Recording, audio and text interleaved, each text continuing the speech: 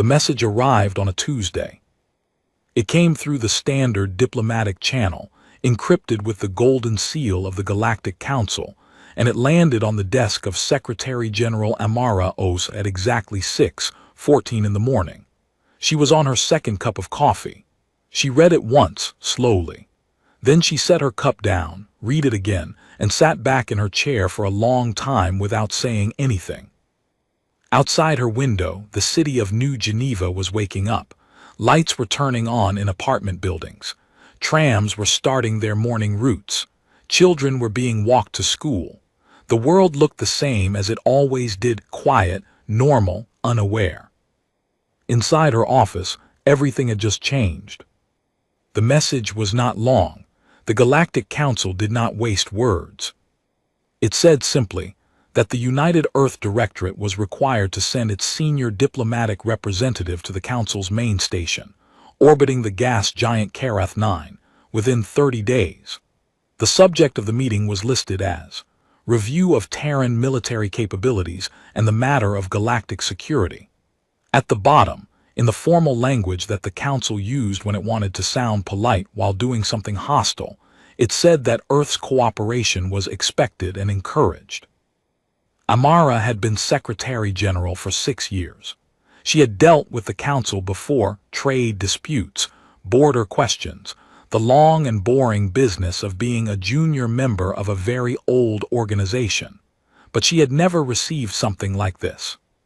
She called her chief advisor, a thin man named Paul, before 7 in the morning. He arrived with his own coffee and read the message standing up. When he finished, he looked at her with wide eyes. "They want to review our weapons," he said. "They want to take them," she said. Paul sat down. The Galactic Council was not a young institution. It had existed for over 4,000 years, built slowly by species that had found each other among the stars and decided, after much war and suffering, that talking was better than fighting. There were 31 member species. Most of them were old, some extraordinarily so. The Velthari, who led the Council's inner circle, had been traveling between stars before humans had learned to write. Humanity had joined 40 years ago. They were the youngest member by a wide margin. When Earth had first made contact with Council scouts, the reaction across the galaxy had been something between curiosity and alarm. Humans were small, short-lived, and came from a single, unremarkable planet. They had no natural advantages in space, no built-in ability to survive vacuum, no instinctive understanding of stellar navigation, nothing that made them obviously special. What they had instead was a history. And that history made the older species deeply uncomfortable. In 40 years of Council membership, humans had been involved in 3 armed conflicts along contested border zones. In each case, they had not started the fight. In each case, they had finished it. They had, in those 40 years, independently developed 11 weapon systems that no other species had ever thought to build. Not because other species were less intelligent, many were far more so, but because the other species had simply never thought in those directions. War, for most Council members, was an unfortunate accident of history, something that happened long ago and was now managed carefully through diplomacy. For humans, it was a living memory. Every generation carried it. This, more than anything else, was what frightened the Council. The formal hearing chamber on Karath 9 station was enormous. It had been built to impress, and it succeeded. The ceiling was so high that the upper portions disappeared into a soft, engineered mist. The seats of the 31-member delegations curved around a central floor in a wide arc, each section designed to accommodate the specific physical needs of each species. Different atmospheres piped to different sections, different lighting, different gravity plates.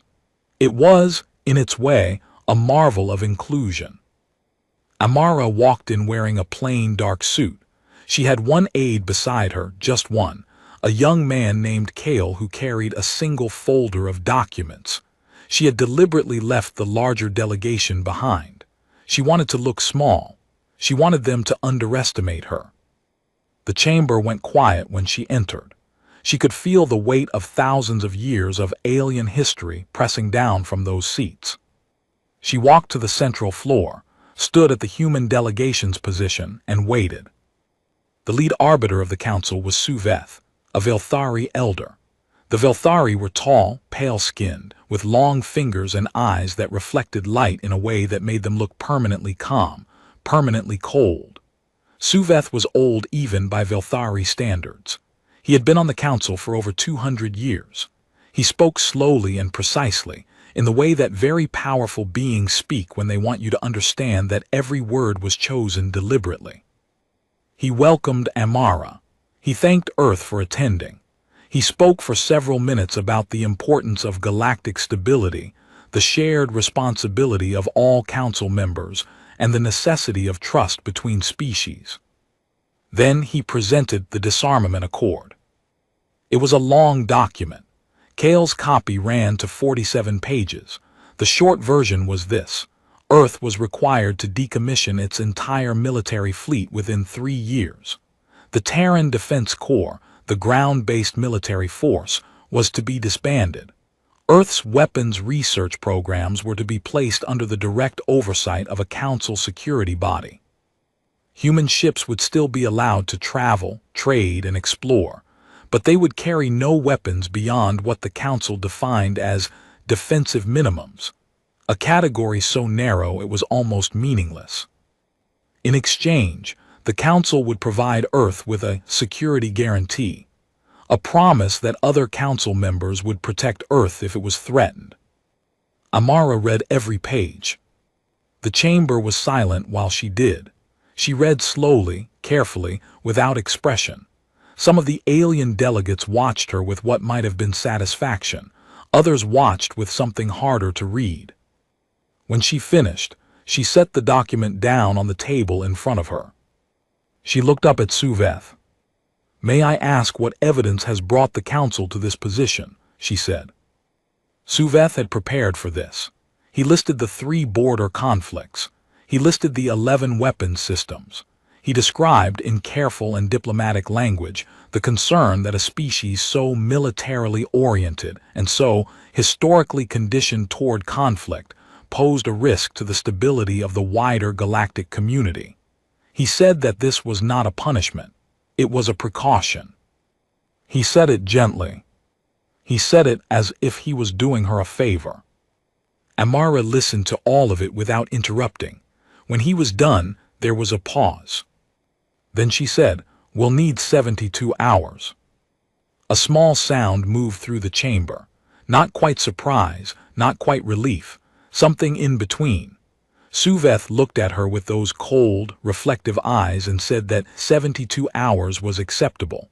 The council would reconvene after that period to receive Earth's formal response. He had expected, Amara could see, something more. A protest, perhaps, an argument, anger. The body language of the alien delegates around the chamber suggested that most of them had also expected something more. A few of them leaned slightly forward in their seats, as though waiting for the real response to come. But Amara simply nodded, picked up the document, handed it to Kale, and walked back the way she had come.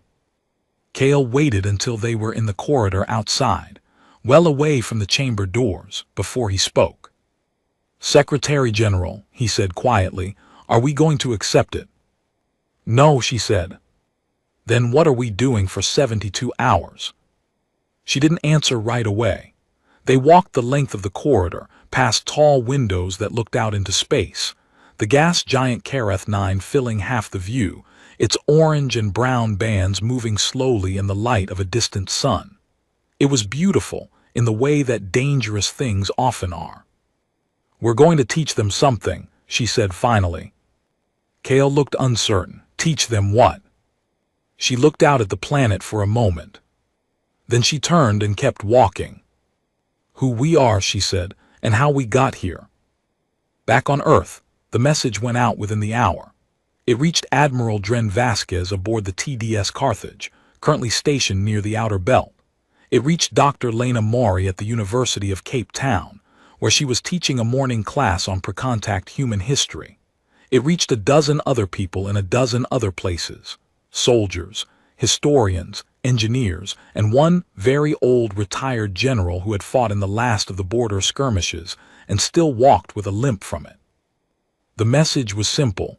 It asked them to help build something, not a weapon, not a threat. A record. A complete, honest, unfiltered record of what humanity was, where it came from, what it had done, and more importantly, why. The 72 hours began. In the council chamber, the delegates talked among themselves. Some were satisfied. Some were uneasy. A few had the quiet look of people who had just set a trap and were now beginning to wonder, for the first time, whether they had thought it all the way through. Suveth sat in his chair and waited. He was not worried. He had dealt with young species before. They always made noise first. Then they accepted reality. He did not yet know that humans had a different relationship with reality than any species he had ever encountered. He would learn. Dr. Lena Mori had been teaching history for 23 years, and in all that time, she had never been asked to do anything like this. She stood in her office at the University of Cape Town, surrounded by books and data drives and stacked paper folders that most of her colleagues found amusing in an age of digital everything. She liked paper. She liked the way it felt. She liked that it could not be edited quietly in the middle of the night by someone with access and a reason. The message from Secretary General Osai had arrived during her morning lecture. She had excused herself, read it twice in the hallway, and then gone back into the classroom and told her students that class was canceled for the rest of the week.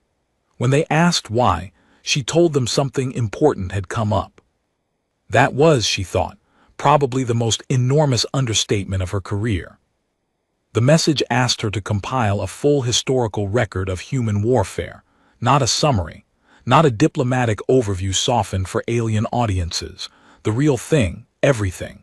From the earliest recorded conflicts to the border skirmishes of the last decade, the reasons behind each war, the weapons used, the casualties suffered, the things that were lost and the things that were protected.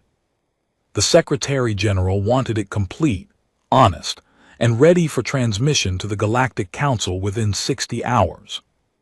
Lena had looked at the timeline and laughed out loud, not because it was funny, because it was insane. Then she had sat down and started working. Admiral Dren Vasquez received his copy of the message while standing on the bridge of the TDS Carthage, watching a routine patrol report scroll across his screen. He was a broad man, heavy through the shoulders, with dark hair going gray at the temples, and a face that had spent too many years under artificial ship lighting. He had been in the Terran Defense Corps for 31 years. He had seen 2 of the 3 border conflicts up close. He still had a small scar on his left hand from the second one, a burn from a control panel that had shorted out during an attack run. He read the message twice, then called his senior staff to the briefing room. "The Council wants to take our weapons," he told them plainly. There was no point in softening it. His crew were not children.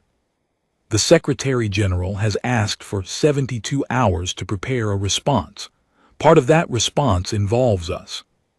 He looked around the table, 8 officers, different ages, different backgrounds, all of them watching him with the steady attention that good military people develop over years of being in situations where paying attention is the difference between living and not. "We're not preparing for a fight," he said. "We're preparing a document, a record of what we are and why we are this way. Dr. Mori at Cape Town is leading the historical side. We're going to provide the operational context, what it actually looks like, what it costs, what it means to be the people who stand between everyone else and the thing trying to hurt them." One of his younger officers, a lieutenant named Sasha, raised her hand slightly. "Sir, do you think it'll work, showing them this?" Vasquez thought about it honestly, which was the only way he knew how to think. "I don't know," he said, "but if it doesn't, nothing else will either, so we do the work." In the archive vaults beneath the United Earth Directorate's main building in New Geneva, Lena Mori worked through the night. She had 3 assistants with her, young historians who had dropped everything to come when she called. They pulled files, sorted data, cross-referenced dates and casualty reports and political records going back thousands of years. The history of human warfare was not a small subject. It was, in many ways, the central subject of all human history. Every century had its conflicts. Every generation had its wars. Some were enormous, the kind that reshaped borders and destroyed cities and left scars in the earth that were still visible from orbit. Some were small, quiet, brutal things that never made the grand history books, but were no less real to the people who lived through them.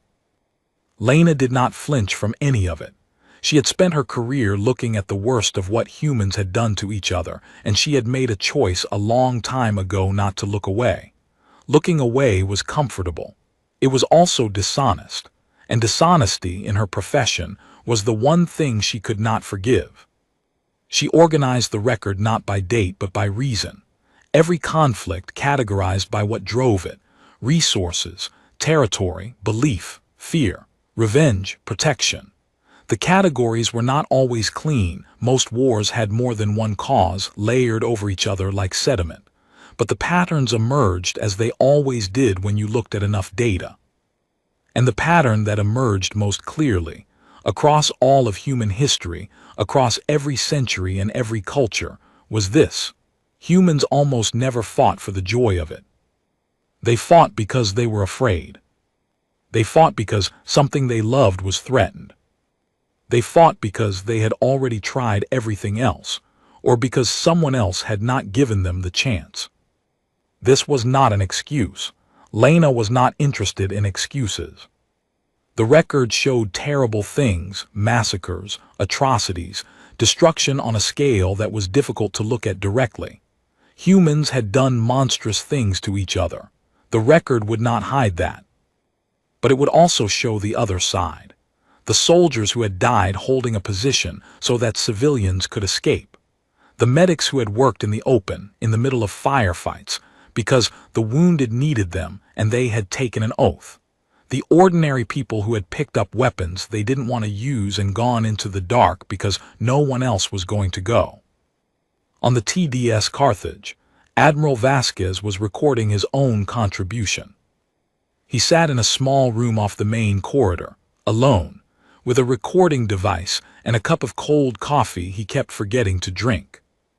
He had been asked to speak about the operational reality of Terran military service, what it actually was, what it asked of the people who did it. He found it harder than he expected. Not because he didn't know what to say. He knew exactly what to say. He had lived it.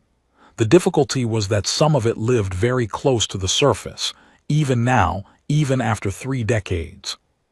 He talked about the second border conflict, about a small station near the edge of Terran space that had been caught between 2 aggressive fleets, neither of them human.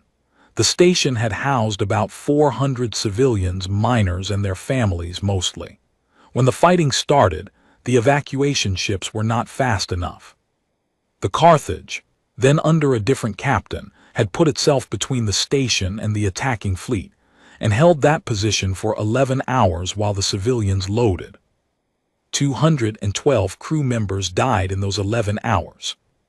The station was saved. Vasquez paused in his recording and looked at the wall for a moment. "I want to be clear about something," he said quietly to the recording device. "The people who made that choice, who stayed in that position knowing what it was going to cost, they were not looking for glory. They were not thinking about history. They were thinking about those 400 people on the station who were scared and needed more time." He picked up his cold coffee, looked at it, set it back down. "That's what we are. That's what we have always been. Not a weapon, not a threat, a wall. We put ourselves between the dangerous thing and the people who can't protect themselves. We have been doing it for as long as we have existed as a species. We learned it on a planet that was trying to kill us before we could even name the things that were trying to kill us." He stopped the recording, sat quietly for a moment, then he started it again. "The Council is afraid of us," he said. "I understand that. I would be afraid of us too if I didn't know the context. But the context is everything. A hammer looks like a weapon until you understand that the person holding it is trying to build a shelter before the storm hits. We are not the storm. We have never been the storm. We are the people who stand outside in it, so others don't have to." Back in the archive vault, Lena and her team finished the record at 4 in the morning, with 8 hours to spare. She sat back in her chair and looked at what they had built. It filled several data drives. It covered thousands of years. It was, she thought, the most honest thing she had ever produced. It did not try to make humans look good. It did not try to make them look bad. It simply told the truth about what they were and where they came from. One of her young assistants, a woman named Yara, came and stood beside her, looking at the finished files. "Do you think they'll understand it?" Yara asked. Lena thought about the alien delegates she had seen in footage from past council sessions. The old, cold Velthari, the careful, cautious Dravaki, species that had evolved in calmer places, perhaps, or had simply been lucky enough to grow up without quite so much trying to eat them. "Some of them will," she said.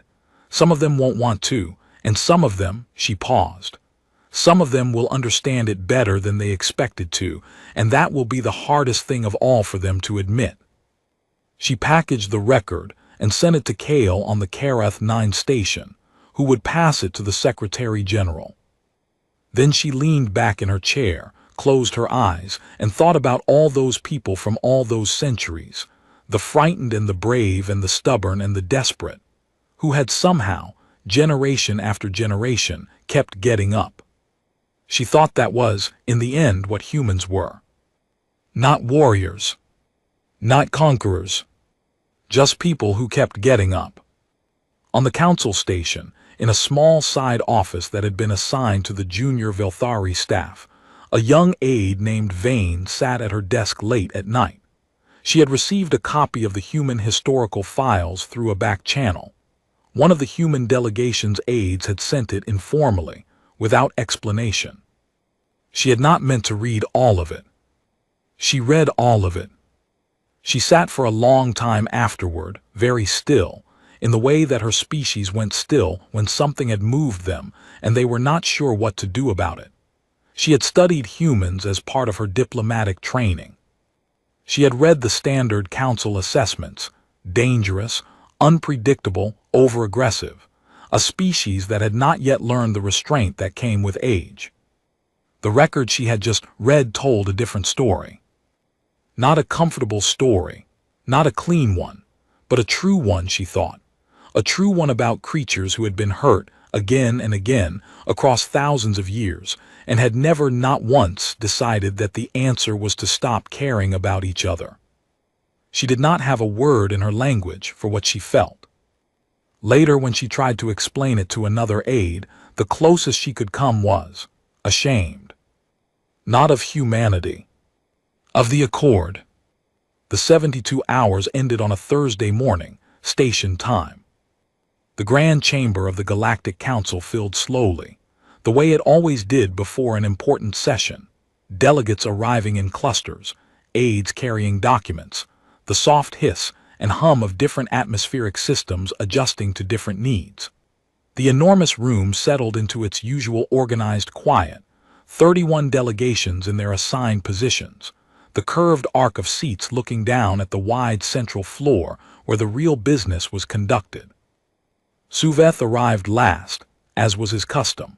He moved to the arbiter's position at the head of the chamber with the unhurried confidence of someone who had presided over 10,000 sessions and expected this one to go much like the others. He had spent the past 3 days in consultation with several senior council members. The mood among them was cautiously optimistic. The human delegate had asked for time, not argument. That suggested to most of them that Earth understood its position. What none of them had noticed, because it had happened quietly and through channels that were technically public but practically unmonitored, was that the session had been broadcast. Not just to Earth, to every inhabited world in the known galaxy. Every species with access to the Council's open communications network, which was most of them, could watch the session live. The transmission had gone out 6 hours earlier, announced simply as a matter of significant galactic interest. By the time the chamber began to fill, billions of beings across hundreds of worlds were watching their screens. Secretary General Amara Os walked in and the chamber went quiet. She was not alone this time. Behind her came the full Terran diplomatic corps, 12 people, dressed in plain, dark clothes, carrying nothing dramatic. No weapons, no displays of technology, no symbols of military power. Just 12 humans walking calmly into a room where 31 alien civilizations were waiting. Amara took her position on the central floor. She placed a single document on the table in front of her. Then she looked up at Suveth. "The United Earth Directorate has considered the disarmament accord," she said. Her voice was clear and even. "We have an answer." Suveth nodded. "The Council is ready to receive it." Amara did not reach for her document. "Not yet. Before I give our formal response," she said, "I'd like to ask the Council's permission to share something. A record. It concerns the history of humanity, where we come from, what we have done, and why. I believe it is relevant to this discussion. It will take about 20 minutes. There was a brief pause. Suveth glanced at 2 of the senior delegates beside him. They exchanged looks in the way that old colleagues do when they have already discussed a thing and come to an agreement. He nodded. "The Council permits it," he said. Amara nodded to Kale, standing at the edge of the floor. The lights in the chamber shifted slightly as the transmission began, projected not just into the room but outward, into the broadcast, so that every being watching on every world could see and hear the same thing. For 20 minutes, the chamber was silent. What they saw was not a presentation. It was not polished or arranged for comfort. Dr. Mori had been very deliberate about that. What the chamber saw was the truth of human history, assembled plainly and without decoration. Wars and their causes. Casualty numbers that were almost impossible to absorb. Conflicts that had lasted decades, fought over land or water or belief or simple, desperate fear. Terrible things that humans had done to each other. And alongside those, the other things, the medics in the open ground. The soldiers who had held positions they knew they would not survive so that others could escape. The civilians who had rebuilt cities with their bare hands after those cities had been destroyed. The way that humans, after every catastrophe, had looked at each other and somehow, decided to try again.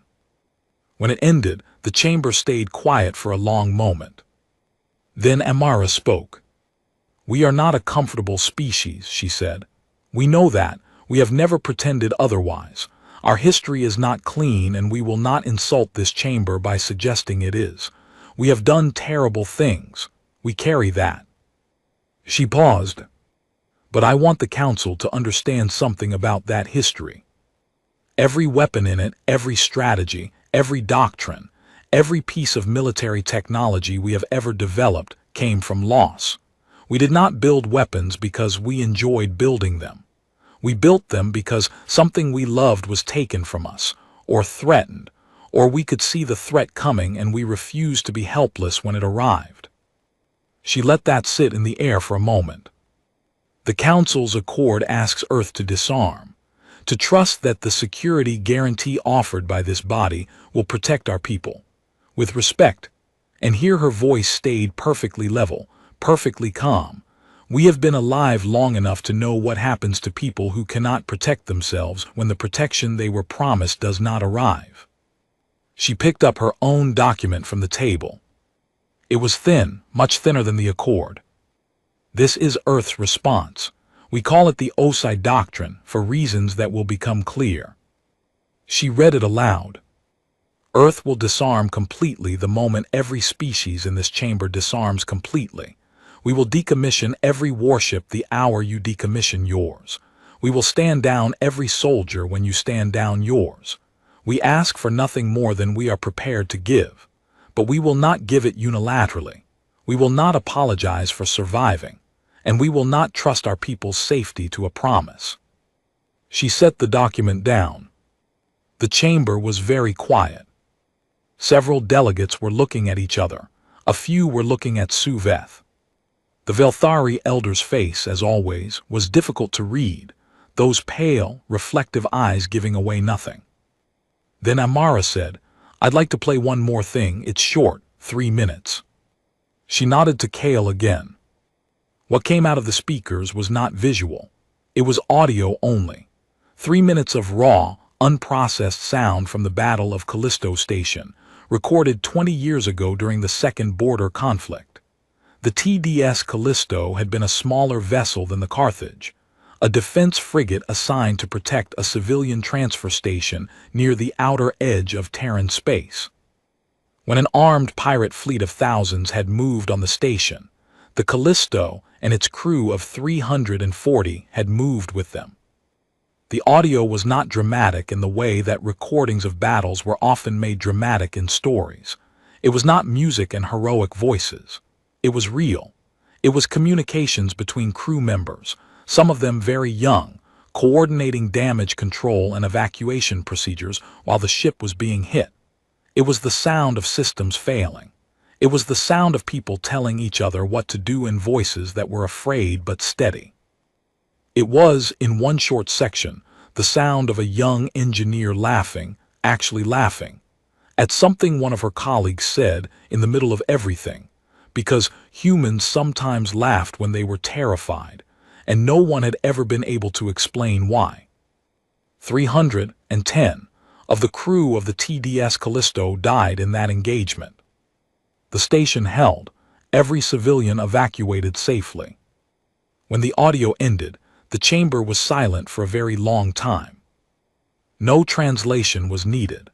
The sounds of human beings choosing to stay, choosing to hold, required no interpreter. Whatever language you spoke, whatever atmosphere you breathed, whatever planet you came from, the sound of people being afraid and doing the thing anyway was something that needed no explanation. Amara did not say anything else. She waited.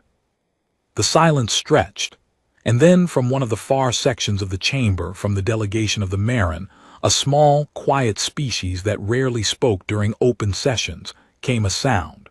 A low, rhythmic tapping on the surface of their desk. It was, in Marin culture, the sound of respect given to the dead. One by one, other delegations joined it. Not all of them, but more than Suveth had expected. The tapping filled the chamber, uneven and overlapping, each species expressing the same thing in its own way. Suveth did not tap. He sat very still and looked at Amara Osai with those cold, reflective eyes, and for just a moment, one unguarded moment, something moved behind them. Something that might have been recognition, or something older and harder than that. He recovered quickly. "The Council thanks the Terran delegation for their presentation," he said, in his measured, formal voice. "We will move now to deliberation on the accord." 3 members moved immediately to table the vote. 2 others seconded. The vote to delay was called. It passed narrowly. The accord was not dead, but it had just become much harder to hold together. Amara gathered her document and turned to leave.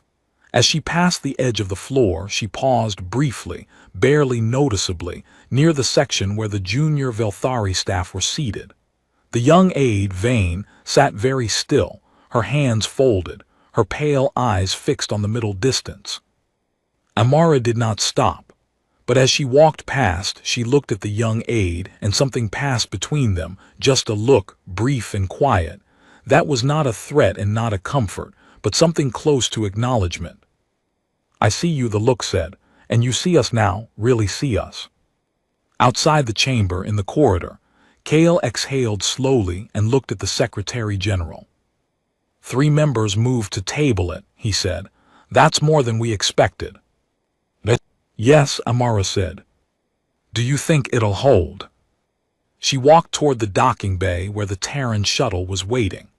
The great windows of the corridor showed Karath 9 hanging in the dark below them, enormous and indifferent and beautiful.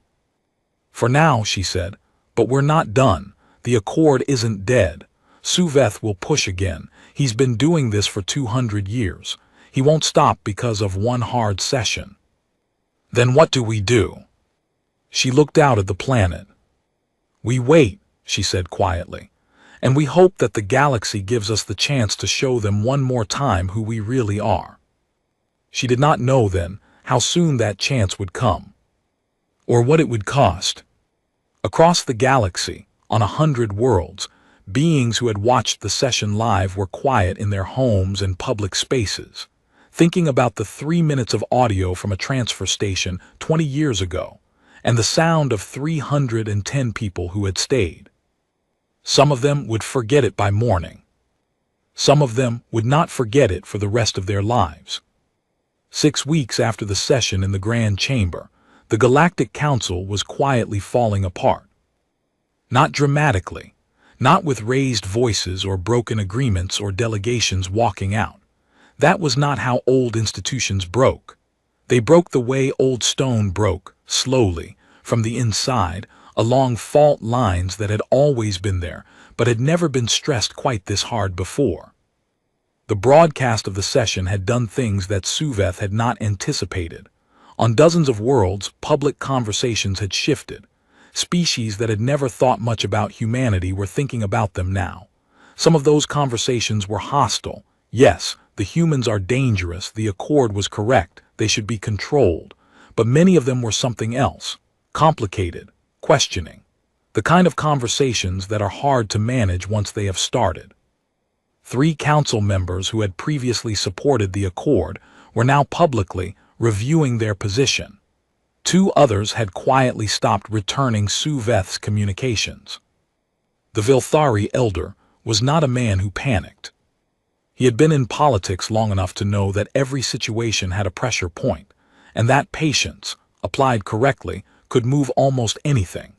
He began building a coalition with the Dravaki hegemony, the most militarized non-human power in the Council, a species that had never liked humanity much and had their own reasons for wanting Earth's military capacity reduced.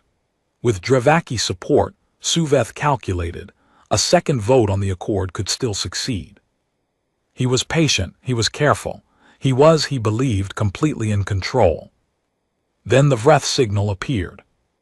It came from the edge of Velthari space, in a system called Renketh, 3 inhabited planets, mostly agricultural, population of roughly 2 billion Velthari civilians.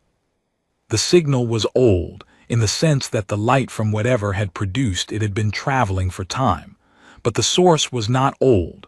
The source was very much present. The Vreth convergence. Every species in the Council knew the name. Most of them knew it the way you know the name of a disaster from history, something that happened, something terrible, something that was over. The Vreth were a swarm mind species, which meant they did not think as individuals but as a collective consciousness distributed across thousands of biological units. A century ago, they had moved through 2 star systems at the outer edge of known space and left nothing behind. Not ruins, not wreckage, nothing. Both systems had been inhabited. After that, they had simply vanished. The Council had spent 50 years searching and found nothing. The general consensus, eventually, had been that they were gone, extinct. Something had happened to them out in the dark beyond map space. The signal from Renketh said otherwise. The first Velthari defense fleet to respond was destroyed within 4 hours of arrival. The second fleet was already repositioned, part of Suveth's quiet political maneuvering in preparation for the second Accord vote, moved to a staging area several systems away to signal readiness without technically violating any existing treaties. Getting it back to Renketh would take days. The Council convened in emergency session. Every member species was present, and the atmosphere in the chamber was nothing like the careful formality of 6 weeks ago. It was fear, clean, open fear, moving through the room like weather. Committees were formed, protocols were cited, 3 different subbodies were appointed to coordinate a response. The Dravaki offered their fleet but attached conditions. They wanted formal command authority over any combined military action, which 4 other species immediately opposed. The Marin proposed a diplomatic contact attempt with the Vreth, which everyone else pointed out had been tried a century ago and had not gone well. Hours passed. Renketh's second planet had gone silent. The Committee on Coordination had not yet reached an agreement on the scope of its mandate. On the TDS Carthage, Admiral Dren Vasquez was watching all of this on the same open channels as everyone else. The Carthage was currently stationed 11 light minutes from Karath 9, well within range of the Council's communication network. Vasquez had a full crew, a fully operational ship and a fleet, the 7th Terran Expeditionary Fleet, 7 vessels in total, all armed, all ready. He had no orders. He was not technically supposed to act without Council authorization or without direction from the United Earth Directorate. Those were the rules. He understood why the rules existed. He had followed them for 31 years. He watched the Committee on Coordination's 3rd subgroup form to discuss the scope of the 2nd subgroup's mandate, while on the open channel from Renketh, a Velthari civilian broadcast station that had not yet been taken was transmitting a single repeating message: "We are still here. We are still here. We are still here." Vasquez sat in his chair on the bridge of the Carthage for approximately 4 minutes. Then he stood up. "Navigation," he said, "plot a jump to Renketh."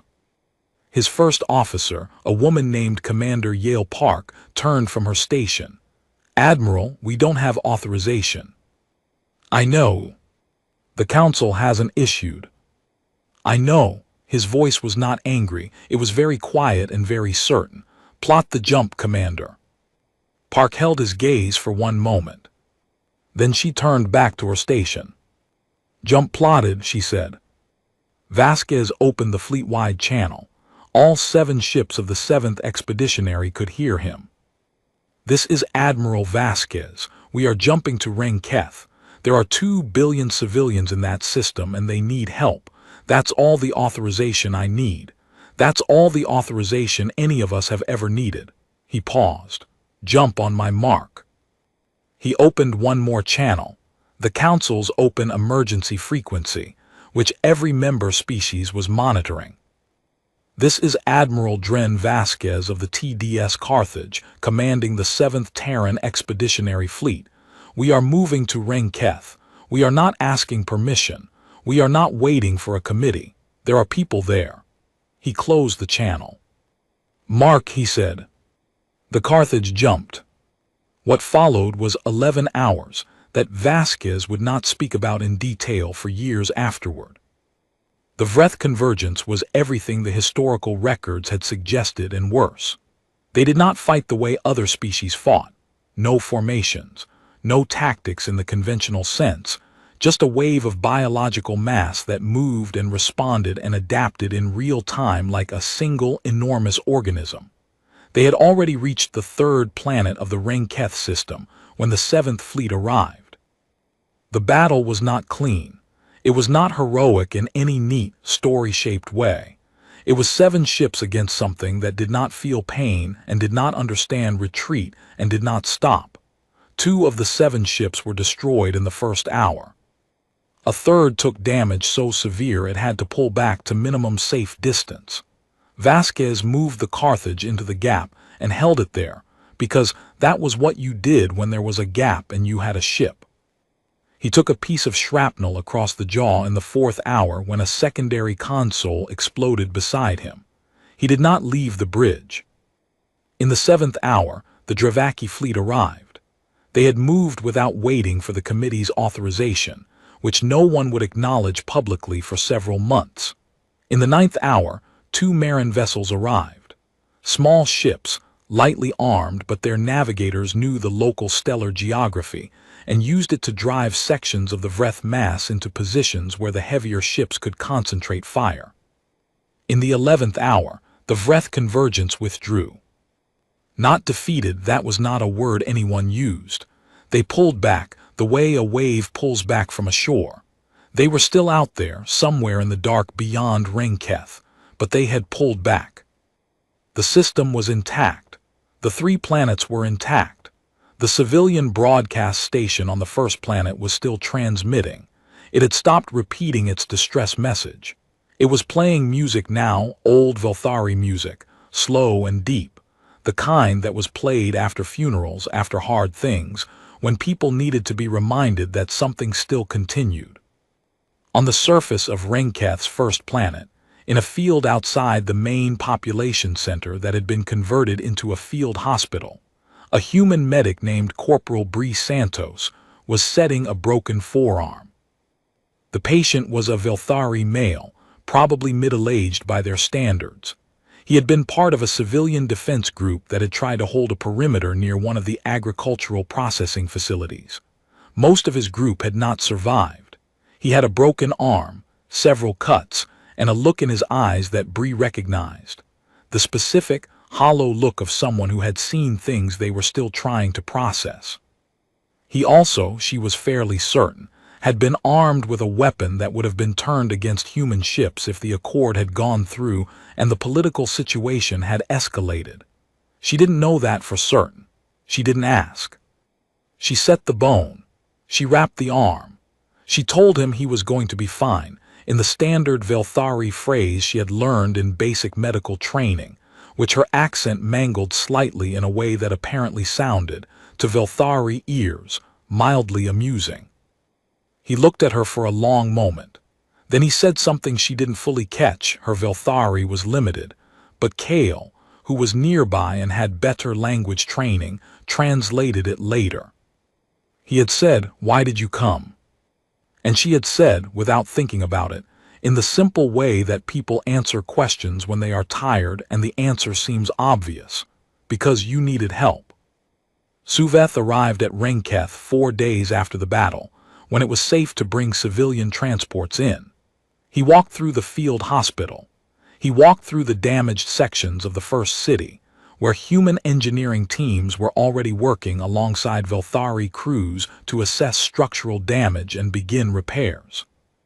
He watched a human pilot he didn't know spend 3 hours helping dig through rubble to reach a group of trapped children, working alongside a Velthari rescue worker, the 2 of them communicating through a translation device strapped to the pilot's wrist. He stood in the field outside the hospital for a long time, alone, looking at his world, his people's world, one of the original Velthari settled planets, older than the Council itself. He looked at the human medics moving between cots. He had spent 200 years studying war. He had read every doctrine, every historical analysis, every philosophical treatise written by every species that had ever committed violence in an organized way. He believed he understood what war was, what it produced in a species, what it did to them over time. He was no longer certain he had understood anything at all. 6 months after the Battle of Renketh, the Grand Chamber of the Galactic Council filled once more. It looked the same as it always did. The same high ceiling disappearing into engineered mist, the same curved arc of 31 delegations, the same soft sounds of different atmospheric systems, the same carefully adjusted lighting for 31 different sets of eyes.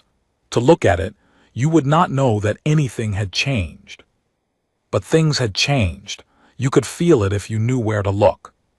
3 delegations that had been solid supporters of the disarmament accord were now seated with the careful, distant posture of people who had not yet decided what they were going to do.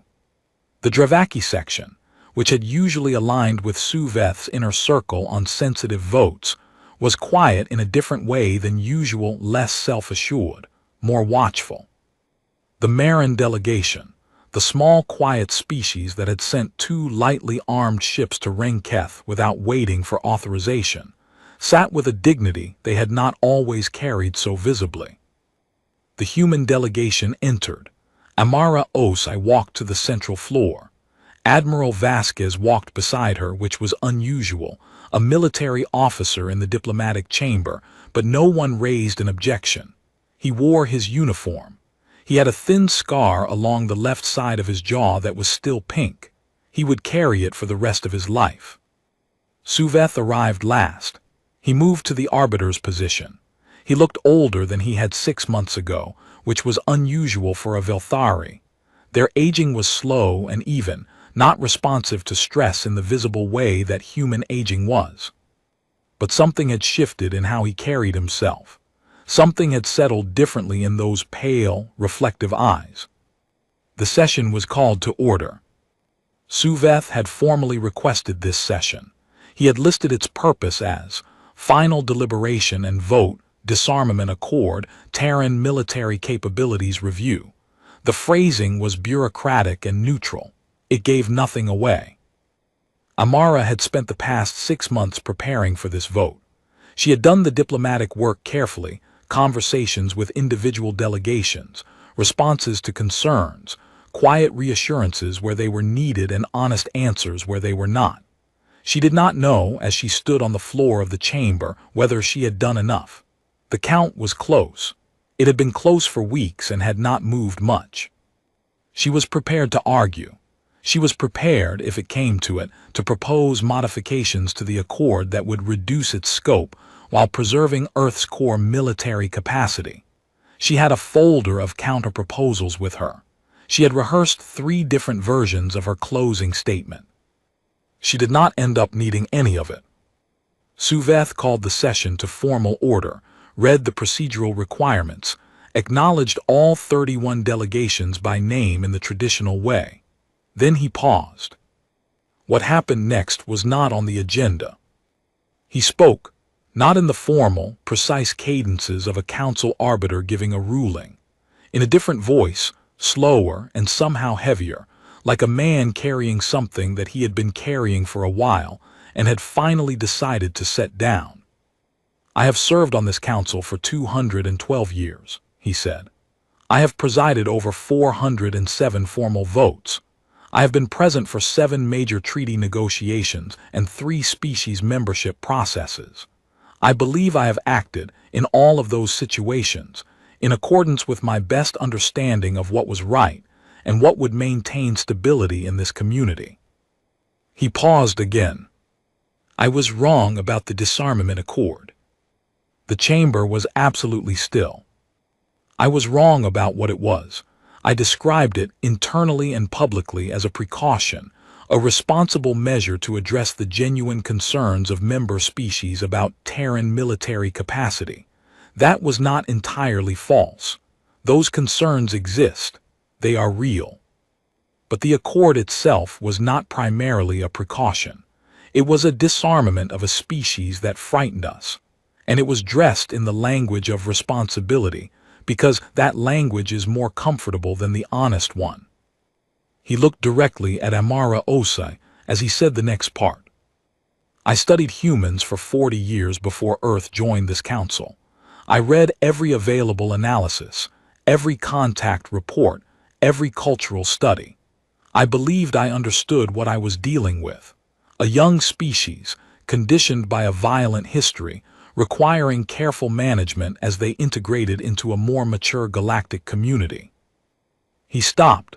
Something moved across his face, something that, on a human face, would have been called grief. I went to Renketh, he said. I walked through what remained of Venkara City. I stood in the field hospital outside the 3rd district, and I watched a human medical officer spend 11 hours treating Velthari patients, one after another with no rest, on a world she had never visited for a people who had, until very recently, been subject to a policy she had every reason to resent. He paused. I asked her, through a translator, why she had volunteered for the medical deployment. She told me she was not sure she understood the question. A sound moved through the chamber, not tapping this time, something quieter. She was not sure she understood why helping people who needed help would require a reason. Suveth straightened. He reached forward and picked up the copy of the disarmament accord that had been placed, as procedure required, on the arbiter's desk at the start of every session since it had been introduced. He held it for a moment. Then he set it down on the edge of the desk and pushed it firmly off. It fell to the floor below the arbiter's position with a flat, unremarkable sound. "The accord is withdrawn," he said. "Entirely. It will not return to this chamber while I am arbiter, and I intend to recommend to the membership that it be formally struck from the record of active proposals." He looked around the chamber. "I have studied war for 300 years," he said. "I believed I understood it. I did not understand it until I watched a human medic set a broken bone on a man who would have been her enemy under different circumstances, and then tell him he was going to be fine. I ask only that this body learn the same lesson I have learned before it becomes necessary for the humans to teach it again under worse conditions." He sat down. The chamber was quiet for a long time. Then the Terran delegation began their tapping. This time it was not uncertain or gradual. It was immediate and steady, and within moments it had spread across more than half the delegations in the room, overlapping and uneven and completely genuine. Amara Osai stood on the central floor and did not move. Her expression was composed. She had been composed through all of it, the summons, the accord, the session 6 months ago, the months of diplomatic work, all of it. She was composed now. But Vasquez, standing just behind her left shoulder, saw her hands, just her hands held at her sides. He saw them tighten for a moment and then release, just once. He understood. He felt it too, not triumph. Something quieter and deeper and harder to name, the feeling of having been seen clearly, finally, after a very long time of being misunderstood. After the session in the corridor outside the chamber, Amara walked slowly. The diplomatic corps moved around her, already talking quietly about next steps, follow-up communications, the formal documentation that would need to be filed. The business of the world continued, as it always did, even after the large things happened.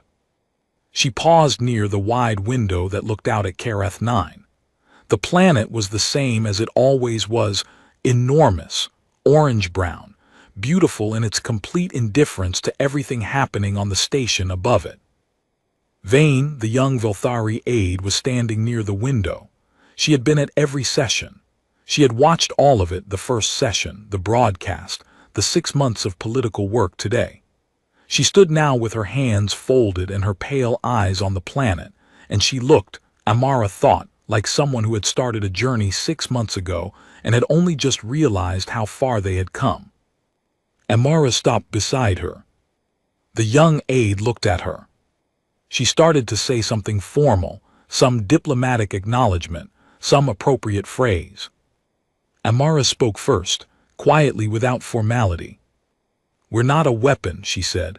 "We're a warning and a promise, depending on which side you're standing on." Vane looked at her for a long moment. Then she nodded, once, slowly, with a gravity that suggested she understood both parts of that sentence and had been thinking about the difference between them for a long time. Amara walked on. Admiral Vasquez returned to the Carthage that evening. The ship was quiet at this hour, most of the crew on rest cycle, the hum of the engines, a low and constant presence under everything. He walked the main corridor from the docking bay to the bridge out of habit, the way he always did when he came back aboard, just to feel the ship around him. He stopped at the wide forward viewport on the bridge. Space was very dark out here, and very full, stars everywhere you looked, more than you could count, each one possibly with something around it, possibly with someone. He thought about the 2 ships they had lost at Renketh. He thought about the names on those ships, the people he had sent into that fight without orders, without authorization, without anything except his own certainty that it was right. He thought about whether he would do it again. He knew the answer. He had always known the answer. That was, perhaps, exactly what the Council had been afraid of. But the Council was beginning to understand, slowly. That fear of the answer was not the same as the answer being wrong. 2 weeks later, a Terran deep-range explorer vessel called the TDS Meridian was operating at the very edge of map space, far beyond Renketh, beyond the last charted systems, in the long dark where the maps ran out and became guesswork. The Meridian had a crew of 80. Its mission was survey and first contact preparation, the careful, patient work of mapping what was out there and establishing whether anything out there was looking back. At 3:40 ship time, the sensors picked up a signal. Unknown origin, unknown type. It was not in any database. It did not match any known species communication signature. It was not immediately identifiable as hostile. But it was directed, pointed, deliberate, the signature of something that was aware of the Meridian and had chosen to make contact. Captain Yara Obi, the same Yara who had worked with Dr. Mori in the archive vault 6 months ago, who had asked whether the aliens would understand, had come a long way since those nights in the Cape Town basement. She sat in the captain's chair and looked at the signal data on her screen for a moment. Then she squared her shoulders. She thought about the 212 crew of the TDS Callisto who had stayed. She thought about the medic in the field hospital who had not understood why helping people needed a reason. She thought about a secretary general standing in a chamber full of the oldest civilizations in the galaxy, alone except for one aide, and not being afraid. She looked at her navigation officer. "Set a course," she said. Humanity had never been the monster the galaxy feared. It had never been simple enough for that. It was something much harder to categorize, a species that had known every kind of darkness, had made every possible mistake, had hurt each other in ways that were almost too painful to record, and had chosen, generation after generation, to keep going, to keep building, to keep standing between the dangerous thing and the people who needed protecting. Not because they were the strongest, not because they had the biggest ships or the most advanced weapons, because they were the ones who, when everything was bad and the outcome was uncertain and the cost was real, when the committee was still forming and the authorization had not arrived and there was no clear reason that applied to them specifically, they went anyway. The stars did not remember the species that were careful. They remembered the ones that moved toward the signal in the dark. The Galactic Council tried to disarm humanity. The answer shook the stars. And we are not a weapon, we are a warning and a promise, depending on which side you're standing on. Secretary General Amara Osai, Kareth 9 Station, 2387,